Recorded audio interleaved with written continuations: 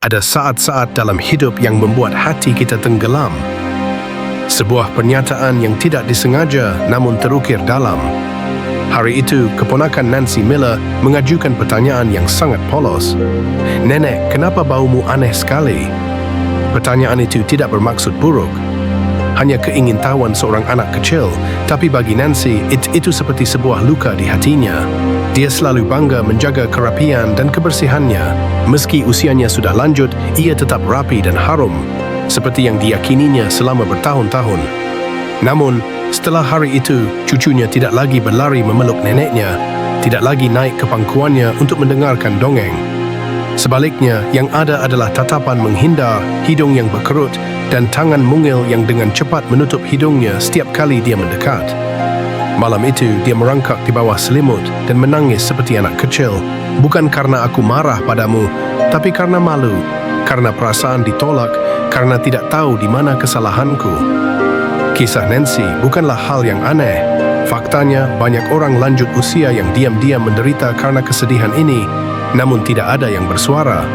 Karena mereka takut ditertawakan, takut mengganggu anak cucunya, dan yang terpenting, takut kehilangan pelukan kasih sayang masa lalu. Jika Anda pernah melihat dengan mata terbelalak, mendengar kata-kata yang ceroboh, atau pernah merasakan jarak yang tidak terlihat antara Anda dan orang yang Anda cintai, ketahuilah bahwa Anda tidak sendirian. Yang penting, kita masih bisa melakukan sesuatu dengan lembut untuk mengembalikan keadaan seperti semula. Dan perjalanan itu akan kita mulai bersama mulai hari ini. Pernahkah Anda masuk ke sebuah ruangan, melihat orang yang Anda cintai, orang tua, kakek nenek, dan merasa ada sesuatu yang membuat jarak antara Anda dan mereka semakin jauh? Bukan karena mereka berubah kepribadian atau berperilaku buruk, tapi hanya karena aroma aneh tercium.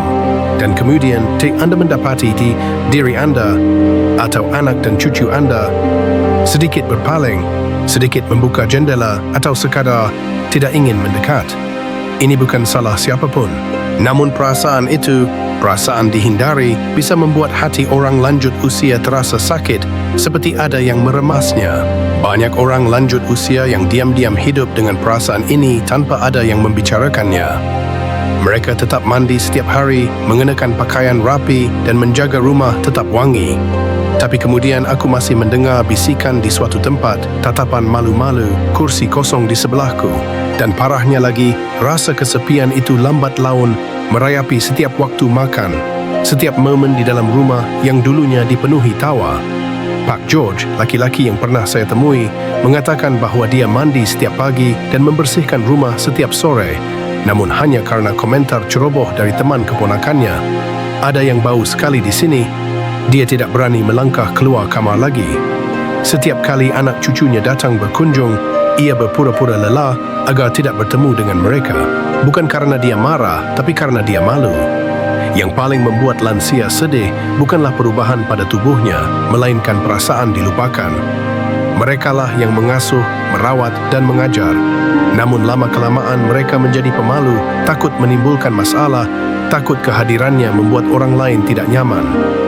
Semua itu karena aroma yang bahkan tidak mereka kenali.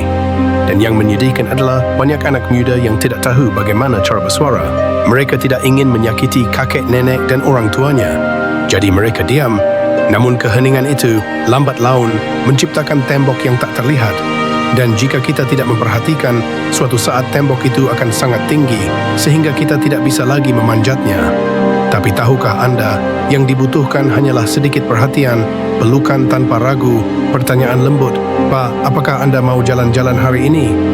Juga dapat membuat lansia merasa dicintai kembali. Karena yang mereka perlukan bukanlah kesempurnaan, namun perasaan kedekatan, kepemilikan, dan menjadi diri mereka sendiri, mentah dan utuh, seperti biasanya. Kita tidak bisa menghentikan waktu berlalu, tapi kita bisa memilih untuk berjalan bersama tanpa meninggalkan siapapun. Dan terkadang, perjalanan itu dimulai dengan pemahaman. Dari hal-hal yang tampaknya kecil, seperti aroma dalam pelukan. Tahukah kamu, ada hal-hal kecil yang diam-diam membuat jarak antara kita dan orang yang kita sayangi semakin jauh. Bau badan adalah salah satunya. Sesuatu yang tidak ingin dibicarakan oleh siapapun, Namun jelas ada, terutama saat kita memasuki usia senja. Mungkin Anda juga pernah bertanya-tanya mengapa Anda rutin mandi dan menjaga kebersihan rumah, namun anak cucu takut mendekati Anda. Mengapa orang-orang membuka jendela begitu Anda memasuki ruangan, atau mengapa anak Anda menutup hidung ketika duduk di sebelah Anda. Perasaan ditolak itu bukan hanya soal daging, tapi menyentuh hati. Itu membuat kita merasa kasihan pada diri sendiri dan merasa tidak diterima lagi. Dan yang memilukan adalah banyak orang yang memilih diam. Mereka tak ingin membuat kita bersedih. Namun diamnya itu tanpa sengaja membuat kita tak tahu harus mulai berubah dari mana. Hal pertama yang harus dipahami adalah ini bukan salah Anda. Ini bukan sekedar masalah kebersihan. Itu karena tubuh kita berubah seiring berjalannya waktu. Sebuah kebenaran yang wajar. Namun hanya sedikit orang yang memberitahu kita dengan jelas. Saat kita masih muda, tubuh bekerja seperti mesin yang sehat. Keringat dikeluarkan secara rutin setiap hari. Kedengarannya tidak terlalu menyenangkan, namun sebenarnya keringat membantu tubuh menghilangkan racun dan membersihkan kulit dari dalam. Namun seiring bertambahnya usia, jumlah keringat ini berkurang setengahnya, bahkan terkadang lebih. Pada awalnya anda akan berpikir, oh bagus, lebih sedikit keringat, lebih sedikit kesulitan. Namun nyatanya, karena keringat berkurang, residunya tidak keluar dan tetap menempel di kulit sehingga menciptakan lapisan umpan baik bagi bakteri ada penyebab bau untuk berkembang biak. Namun, sejak usia 50 tahun ke atas, kulit kita tak mulai mengeluarkan minyak yang strukturnya berubah total dibandingkan sebelumnya. Minyak jenis ini, dengan nama 2-non-enol yang agak sulit diingat, menjadi biang keladi penyebab bau badan khas orang lanjut usia. Bau ini tidak sekuat bau keringat, namun tetap bertahan, meresap ke dalam pakaian, selimut, dan terutama dikenali oleh kaum muda yang memiliki indera penciuman yang jauh lebih sensitif. Saya pernah berbicara dengan Bibi Linda, 69 tahun. Dia berkata, saya tidak berkeringat, tapi saya masih berbau. Saya tidak mengerti. Dan ketika saya menjelaskan hal di atas, dia menghela nafas lega. Karena saya akhirnya paham, ini bukan karena saya kurang bersih, tapi karena tubuh saya berubah secara alami. Faktor lain yang jarang diperhatikan orang adalah mulut. Setelah usia 60 tahun, tubuh memproduksi lebih sedikit air liur. Pernahkah Anda memperhatikan bahwa mulut Anda sering kering? Hal ini tidak hanya membuat pembicaraan menjadi tidak nyaman, tetapi juga menciptakan lingkungan yang ideal bagi berkembangnya bakteri penyebab bau. Bau mulut, meski sudah rutin menyikat gigi, tetap bisa muncul jika Anda tidak memperhatikan kebersihan lidah atau menjaga kelembapan rongga mulut. Semua perubahan ini terjadi secara diam-diam. Tidak ada yang memperingatkan. Tidak ada seorang pun yang mengajari kita ketika kita masih muda bahwa hal seperti itu akan terjadi ketika kita sudah tua. Jadi, ketika hal itu terjadi, kita seringkali kaget, bingung, dan terkadang merasa bersalah. Tapi kawan, begitu kamu mengerti, kamu bisa melakukan sesuatu untuk berubah. Kita tidak harus menerima hidup dengan bau sebagai bagian dari penuaan. Aku bisa memilih lagi perasaan dekat dengan anak cucu, dipeluk tanpa rasa takut, disayangi tanpa merasa bersalah diam-diam. Semuanya dimulai dengan mendengarkan tubuh Anda, memahami bahwa perubahan ini tidak membuat Anda kurang berharga atau tidak lagi menarik. Itu hanyalah tanda bahwa saya sedang memasuki tahap lain dalam perjalanan saya. Dan jika kita tahu cara merawat diri kita sendiri sedikit saja dengan lembut, kita akan melihat bahwa tubuh kita tetap bisa harum, hangat, dan penuh cinta, seperti diri kita sendiri. Anda tidak sendirian. Dan percayalah, jika Anda baru memulainya dengan segelas air hangat di pagi hari terik, berjalan-jalan di bawah sinar matahari, atau sedikit perawatan ekstra pada kulit Anda akan merasakan perbedaannya. Dan hebatnya, orang-orang yang Anda sayangi juga akan merasakannya jika akan mendekati Anda lagi seperti di awal. Jika Anda pernah melihat mata seorang cucu melembut ketika mendekati Anda atau merasakan sikap menghindar yang lembut dari anak-anak Anda setiap kali Anda memasuki ruangan, mungkin hati Anda sedang sakit. Bukan karena marah, tapi karena sedih. Karena Anda mencintai mereka tanpa syarat, tetapi merasa seperti Anda secara bertahap menjadi orang asing di rumah Anda sendiri. Itu tidak nyaman sama sekali. Dan tahukah Anda tidak sendirian. Ada ribuan kakek nenek di luar sana yang memiliki perasaan serupa. Kisah Nancy Miller adalah contohnya. Hanya satu kata riang dari keponakan kecilnya yang membuatnya mengubur dirinya di bawah selimut dan menangis. Namun sejak saat yang memilukan itu, dia menemukan cara yang lembut, murah, tidak rumit untuk mendapatkan kembali kedekatan yang dia fikir telah hilang. Sebenarnya masalah bau usia tua ini bukan salah siapa-siapa. Itu hanyalah bagian alami dari tubuh kita seiring bertambahnya usia. Namun hal hebatnya adalah Anda dapat mengubahnya secara proaktif. Dan terkadang, perubahan dimulai dari hal terkecil. Bayangkan saja, setiap pagi Anda memulai hari Anda dengan segelas air hangat. Tanpa gula, tanpa teh, cukup segelas air matang yang cukup dingin. Ini tidak hanya membantu membersihkan bagian dalam tubuh Anda seperti sapu lembut, tetapi anehnya juga membuat Anda merasa segar dan lega. Ibu Margaret, 72 tahun, pernah berada bahawa awalnya dia menganggap hal ini tidak masuk akal. Itu hanya air, tidak ada yang berubah, katanya. Namun sebulan kemudian, dia kembali dan tersenyum. Saya tidak menyangka hanya dengan segelas air setiap pagi, cucu saya akan memeluk saya sekencang dulu. Ditambah lagi, Anda hanya perlu mandi sedikit berbeza. Tidak perlu terlalu banyak produk mahal atau parfum yang kuat. Sebaliknya, Anda hanya perlu memberi perhatian khusus pada 3 area tubuh Anda. Tempat yang mudah menyimpan keringat, pelumas dan bakteri. Lipatan kulit seperti di belakang leher, di bawah ketiak, di sekitar pusar, atau di sela-sela jari kaki. Menggunakan handuk lembut dan menggosok lembut dengan air hangat setiap hari sudah cukup untuk menghilangkan hingga 90% bau yang tidak diinginkan.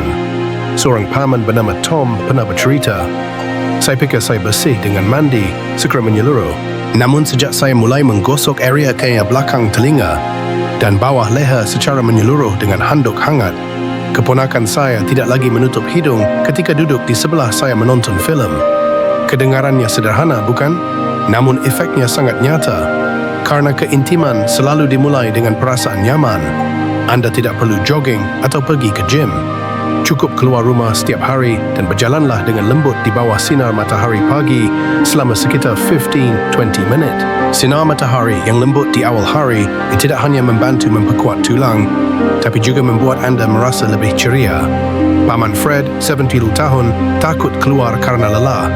Tapi sejak aku mulai berjalan-jalan di rumah setiap sore, aku merasa lebih mudah untuk tidur, suasana hatiku lebih bahagia, dan terutama, tidak ada yang menghindariku lagi.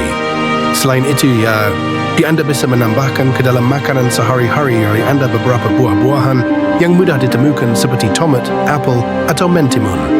Tidak hanya enak tetapi juga mengandung banyak air dan antioksidan yang membantu memperlambat proses perubahan bau badan dari dalam.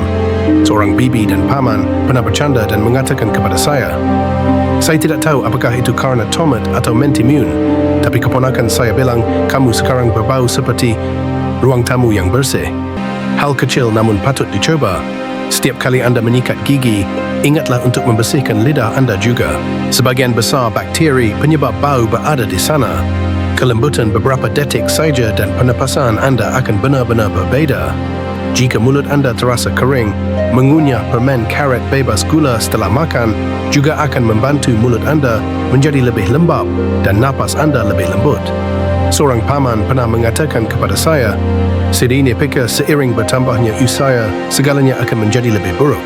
Namun setelah mengambil langkah sederhana ini selama beberapa minggu, dia melihat sesuatu yang ajaib. Saya tidak hanya merasa lebih baik, tetapi saya merasa hidup kembali, secara harfiah. Sebenarnya Anda tidak perlu melakukan sesuatu yang luar biasa untuk dicintai lagi.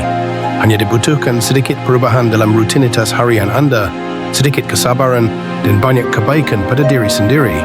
Tubuh Anda layak mendapatkan perawatan, dan Anda, orang yang telah melewati bertahun-tahun dibesarkan dan dicintai, juga berhak merasakan hangatnya kekeluargaan, dipeluk erat oleh wangi pelukan cucu-cucu Anda.